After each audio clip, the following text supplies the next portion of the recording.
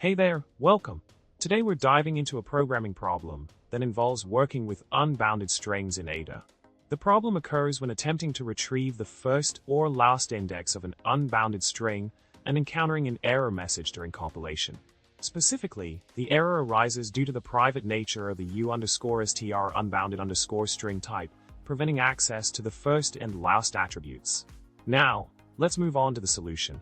In this case, we can overcome the issue by utilizing the length function to determine the length of the string represented by source.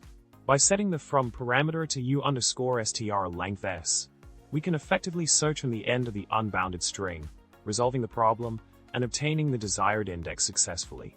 In summary, we've tackled the problem related to accessing the first or last index of an unbounded string in Ada.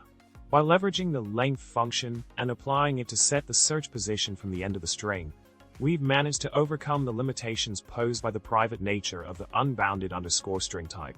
I hope you found this information helpful. Remember to subscribe, like the video, and leave a comment below. Keep coding with a smile.